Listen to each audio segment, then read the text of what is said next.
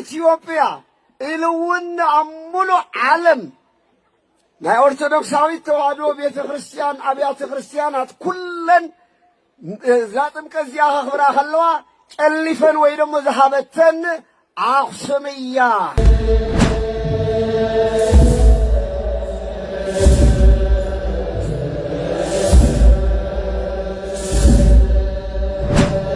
በስመ አብ ወወልድ ወመንፈስ ቅዱስ አሐዱ አምላክ አሜን። ናይ እግዚአብሔር ቤተሰብ ናይ አዴና ናይ ቅድስት ድንግል ማርያም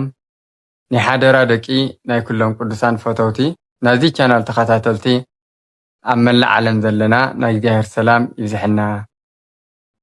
ከም እግዚአብሔር ፈቃድ ያው ሓንቲ አጀንዳ ሒዘያ መፅእ ኣለኹ። ያው ንሳ ድማ ብዛዕባ ኣብ ክብረ በዓል ጥምቀት አክሱም ዝተነገረ እዩ ብኣባ ሰረቀ ብርሃን ኣባ ሰላማ ዝበሃሉ ማለት ብትናየዚ ኣብኡ ዝተናገርዎ ነገር እኒኦ። ንምንታይም ከምኡ ኢሎም ተናጊሮምጎ እቲ ዝተናገርዎ ትክክል ድዩ ዝብል ክርኢና ማለት እዩ። ምክንያቱ ኦርቶዶክስ ተዋህዶ ሃይማኖት ፅሪቲ ንፅህቲ ዝኾነት ብደሙ ዝመስረታ ማለት እዩ እግዚአብሔር ኣምላኽና ኢየሱስ ክርስቶስ ጉልላታ መድሃኒ ዓለም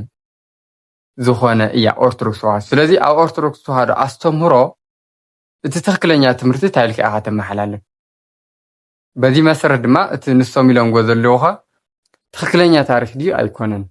ዝብል ክሪና። ስለዚ መጀመርያ እታ ቪድዮ ሰሚዕናያ ንመለስ። ኣብ ሙሉእ ትግራይ ትሪእዎ ዘለኹም ኣብ ሙሉእ ትግራይ ሎሚ ታቦታተን ሒዘን ኣብ ትግራይ ኩለን ከተማታት ኩለን ገጠራት ናይ ገጠራት ኣብያተ ክርስቲያናት ኣብ ከተማታት ትግራይ ዘለዋ ጥራይ ይኮናን ኣብ ሙሉእ ኢትዮጵያ ኢሉ እውን ኣብ ሙሉእ ዓለም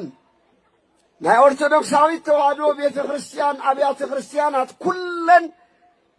ዛጥምቀት እዚኣ ከኽብራ ከለዋ ጨሊፈን ወይ ደሞ ዝሃበተን አክሱም እያ። እዛ ቪድዮ ከምዛ ሰማዕና እያ። ኣብዛ ቪድዮ ሕፅር ዘለስ ቪድዮ እያ ኒያ። ግን ቅድሚኡ እንታይ እዮም ዘምህሩ ነይሮም ስለ ናይ ጎይታና መድሓኒና ኢየሱስ ክርስቶስ ኣብ ጥምቀቱ ከመይ ብትሕትና ከም ዝተወለደ ናምሃሩ መፅኦም ናይ ቅዱስ ዮሃንስ መጥምቆ መለኮት እውን ስለ ኣምላኽና ኢየሱስ ክርስቶስ ዘጥመቐሉ ብዛዕባ ንሱ እውን እናተናገሩ ፀኒሖም ኣብ መወዳእታ ዝተጠቐምዎ ማለት እዩ። ኮንክሉዥን ዝብል ማለት እዩ ንበለዋና ንሳ ድማ ታሰማዕና እያ። ኣብኣታ እዮም ኢሎም ሰሚዕና እያና ንሳ ድማ ጥምቀት ኣብ ትግራይ ዘሎ ኣብ ገጠራት ኣብ ከተማ ታወት እናወፁ ናብ በዓለ ጥምቀት ማለት ናብ ማይ ወሓዚ ዘለዎ ወይ ድማ ናብ መጥመቐ ቦታ ይወርዱ ኣብ ድርኡ ብፅባሒቱ ይምለሱ። ስለዚ እዚ ኣብ ኢትዮጵያ ይኹን ዋላ ኣብ ዓለም ጨሊፋ ወይ ዝሃበተን ኣክሱም እያ ኢሎም እዚ ክንርድኦ ዘለና ንኢትዮጵያ ይኹን ንዓለም ብሙሉእ እዮም ኢሎምዎ ነስተውዕል። ስለዚ እዚ ምግናን እዩ ንባዕልኻ ሓፍሓፍ ቢልካ ብትዕቢት ንክትውጠር ምግባር እዩ እምበር ትዋና ቁም ነገር ግን ናይ ኣቦታትና ስርዓት ሓልየኻ መኻዲ። ምክንያቱ መዲና ናይ ሃይማኖት ኣክሱም እዩ። እዚኡ ፀሓይ ዝወቅዖ ሓቂ እዩ። ምክንያቱ ናይ ሃገር ርእሰ ከተማ ኣክሱም እያ ነይራ። ኣክሱም ኢትዮጵስ ብዝበሃል ንጉስ ትምራሕ ነይራ። በዚ ምክንያት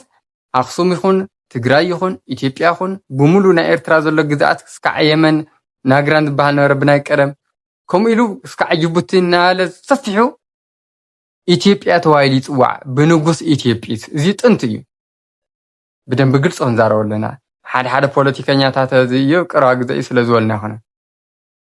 ኣብ መፅሓፍ ቅዱስ ኢትዮጵያ ዝብል ንረኽቦ እውን በዚ ምክንያት እዩ። ስለዚ ኣክሱም ብሕገ ልቦና ቀፂሉ ብሕገ ኦሪት ብቀዳማዊ ምኒልክ ዝመፀ ማለት እዩ ታወት ተፅዮን ሒዙ ድሓር ድማ ብሓዲስ ኪዳን እዚ ስርዓት እዚ ሒዛ ትኸድ ነይራ። ኣክሱም ክንብል ከለና ግን ኢትዮጵያ ብሙሉእ እዩ። ምክንያቱ ኣብ ኣክሱም ርእሰ ከተምኦም ገይሮም እዮም ሃገር ሙሉእ ዝመርሑ ነይሮም ነገስታት። ኣብዚ ግዜ እዚ ዘረኝነት የለ ክፍኣት የለ ተንኮል የለ ብቅድስና ብእግዚአብሔር ሕጊ እዮም ዝነብሩ ነይሮም ከምኒ ቅዱሳን ነገስታት ኣብርሃ ዋፅሃ ኣብቲ ግዜ እሱ ዝነበሩ ድማ ኣባ ሰላማ ከሳቴ ብርሃን እዩ ስለዚ ንዓለም ከመይ ኢልካ ክንብል ንኽእል እየ ዝትሕቶ ኣምላኽና መድሓኒትና ኢየሱስ ክርስቶስ ንጥምቀት ባዕሉ ስርዓት ሰሪዑ ይውና ኣብነት ንክኾነና ኣብ ዮርዳኖስ ተቐቢሩ ዝነበረ ዒዳ ደብዳቤ ብኣምላኽነቱ ረጊፁ ንኸቐጥፎ ንኸቕልጦ ተጠሚቑልና ሓድነቱ ሰለስትነቱ እውን ገሊጹልና እዚ ኣብ ዮርዳኖስ ኣብ እስራኤል እዩ ኣብ እስራኤል ኣብ ማቴዎስ ወንጌል ምዕራፍ 3 ቁጥሪ 13 ንረኾ በቲ ግዜቲ ኣምላኽና መድሓኒትና ኢየሱስ ክርስቶስ ንኽጥመቕ ካብ ገሊላ ናብ ዮርዳኖስ መፀ እዩ ዝብለና ስለዚ ኣብ ካብ ኣኽሱም ጨሊፋ ንዓለም ሙሉእ ሂባ ኢሎም ክናገሩ ከለዉ ኣምላኽናሲ ኣብ ኣኽሱም ተጠሚቑ ናብዚ ዲ ክወስደና ማለት ኮይኑ እቲ ስሕተት እዚ ብጣዕሚ ሓደገኛ እዩ እዚ እዩ እቲ ብስምዒት ተወጢርና እንድሕ ንናገሮ ኮይና መስመር እውን እናነስሕት ንኣፍ ወለምታ ድዩ ዋላ ካሊእ ድዩ ብዘየገድስ ግን ጌጋ ተዛሪቡ ጥምቀት ኣብ ኣኽሱም ኣብ 4ይ ክፍለ ዘመን ከም በዓል መጠን ይኽበር ነይሩ ኣባ ሰላማ ከሳቴ ብርሃን ብስነ ስርዓት ኩሉ ነገር ጥምቀት ቁርባኑ ሽዑ እዩ ካብ ግብፂ ሒዞምና ዝመፁ እመቤታችን ሊኢኻቶም ጵጵስና ተሽሞም ሊቀ ጳጳስ ኮይኖም መፁ ኣባ ሰላማ ከሳቴ ብርሃን ቅድሚኡ ግን ብባኮስ ነይሩ ባኮስ ትስርዓት ብደንብ ይነበረን በይ ኣብ 34 ክፍለ ዘመን ኣምላኽና መድሓኒና ኢየሱስ ክርስቶስ ክዓርግ ከሎ ሽዑ ኢየሩሳሌም ክስዕም ከይዱ ተጠሚቑ መፁ እዩ ብፊልጶስ ማለት እዩ ስለዚ ሽዑ ጀሚርና ክርስትና ተቐቢልና ኣብ 4ይ ክፍለ ዘመን ግን ስርዓት ኩሉ ብስነ ስርዓት እዩ ቀፂሉ ማለት እዩ ስለዚ ታቦት ሒዝካ ናብ ማይ ዘሎ ዋሓዝ ምኻድ ድማ ኣብ 12 ክፍለ ዘመን ብንጉስ ላሊበላ ተጀሚሩ ብ12 ክፍለ ዘመን ብንጉስ ላሊበላ ኮይኑ ናብ ባሕሪ ምውራድ ከም በዓል መጠን ኣብ ኣኽሱም ይኽበር ስለዚ ታይዳ እዮም ዝብልና ዘለዉ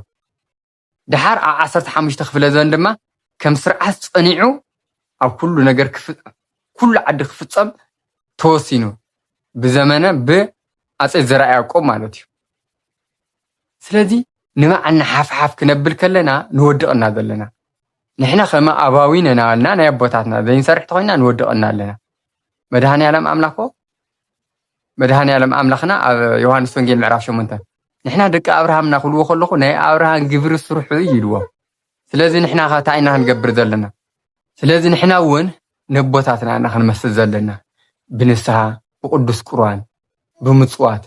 ቅዱስ ቁርባን እናተቐበልና ክንነብር ብስግደት ክንፀንዕ ዝግበአና ሆይ ሆይና አልና ህዝና ጨፈርካ በዓላ ብዝመፀ ቁጥር ኣይኮነን ቅድስና ኣቦታትከ ካብዚ ሕማቕ ባህሊ ዝንዮ እናጨፈርናሉ ንውዕል ዘለና ነፍስና ነጥፈሉ ዘለና መንገዲ ተመለሱ ዶ ይብልና ኣይብልና ኣብዚ ወፂኦም ግን ነታ ክብሮም ክብሉ ህዚ ኣቦታት ይዳፈር ኣለኹ ማለት ይሆነን ትጌጋ ካብ ግዜ ናብ ግዜ ናቐፀለ ስለ ዝኸለ እዩ ምክንያቱ ታይሎም ቀፂሎምኡ ዝተናገርዎ ኣብዚ ናሃሎም መንበርስ ን4 ኪሎ ምጥማት ኢሎም እንታይ ማለት እዩ እዚ ኣእላፍ ዝማሬ ኣብ ማእኸል ሃገር ኣዲስ ኣበባ ስለዝነበረ ብዙሕ ልብና ሲሕብዎ ስለዝነበረ መንፈሳዊ ቅንዕ እውን ክስሕብ እውን ግድን እዩ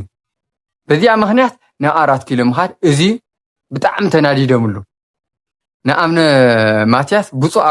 ወቅዱስ ኣብነ ማትያስ ኣቦና እውን በረከቶም ሒደረና ኣብ ኣዲስ ኣበባ ኮይኖም ጸሎት ይገብሩና ኣለዉ ኢሎም ፅቡቕ ጸሎት ይገብሩና እዮም መንበሮም ኣብዚ ኢሎምና መንበረ ኣብነ ማትያስ ግን ተሓቂ ንዛረባተን መንበረ ተክለ ሃይማኖት እዩ ባዕልና ቃሕ ከም ዘለና ናጠወና እየክንውዕል የብልና እዚ ስርዓት ቤተክርስትያን እዩ ስለዚ እሱና ዓለሉ ኣለዎ ዳሓን ግን ንሶም ኣብኡ ኣትሪሮም ዝተናገርዎ ኣብዚ እዩ እናበሉ ከብሉ ከለዉ ምስ ተባኣስና ድና ሕዚ ምግናን ህዝቢ ወይ ድማ እቲ ዘሎ ምክፍፋል ህዝቢ መፅኡ ብስርዓት ስለ ዘይሕልውና ዘለዉ ኣቦታት ሁራ ሰለስተ እናተባሃለ ናብ ሃይማኖት ከኣተለዉ ኢሎም ናብ ውሳነ ንኣተዉ እዚን ከምዚን ዝኣመሰለ ንሃይማኖትና ዘይገልፅ መዝሙርና ያሬዳዊ ዜማናና ዘጥፍእ ስርዓት ኣብ በዓላት ዓውሊልና እዚ ድማ እውቅና ናተዋህቦ ኣቦታት ብጳጳሳት እዚኦም ከምዚኦም ናሉ ተጠራቂሞም እዮም ከምዚ ዝገብሩና ዘለዉ ስለዚ ምንቃሕ እዩ ዘድልየና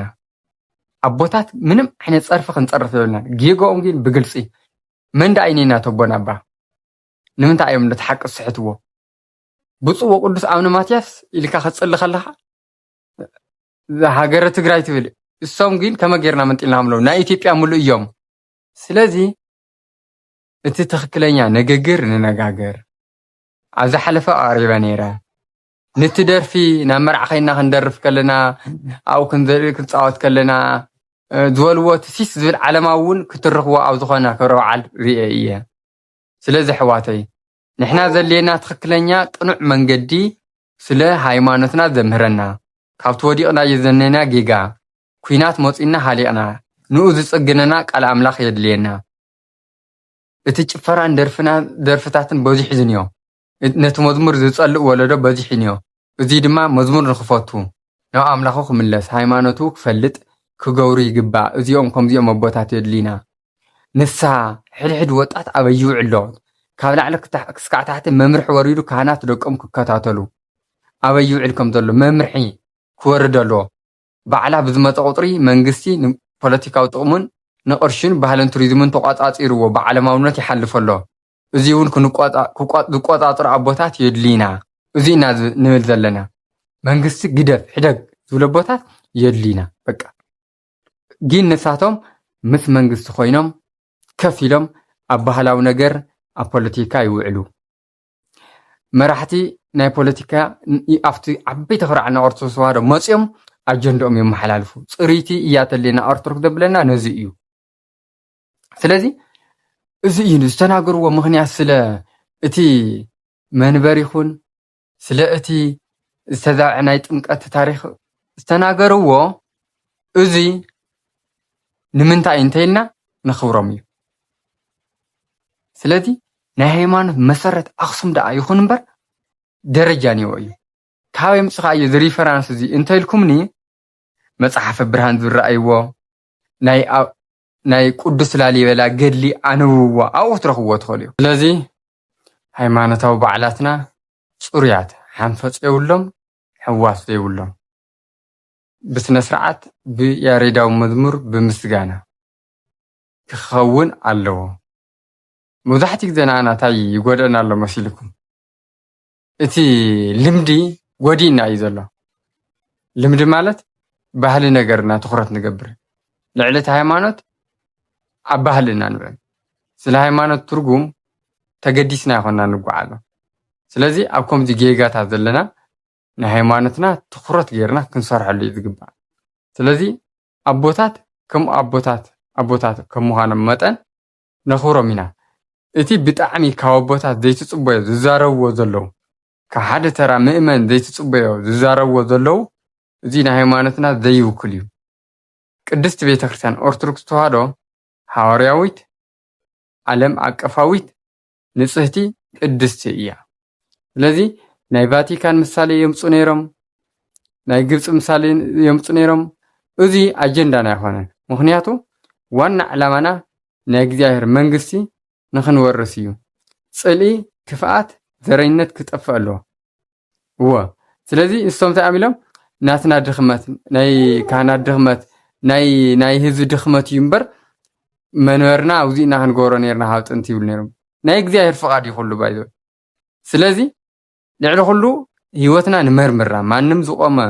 ዝመስሎ ከይወድቕ ይጠንቀቕ ከም ዝበሎ ቅዱስ ጳውሎስ ህይወትና እግዚኣብሔር ተምልኽ ደላ ህይወትና ኩሉ ግዜ ብጸሎት ዘትጓዓዝ ዘላ ህይወትና ንኣምላኽና ናይ ኣምልኾት ስግደት ትሰግድ ደላ ንእመቤታችን ናይ ጸጋ ንቅዱሳንን ከምኡ ናይ ጸጋ ስግደት ትሰግድ ለና ንህይወትና ንመርምራ ኩሉ ግዜ ቃል ኣምላኽና እናንበብና እግዚኣብሔር ምሳና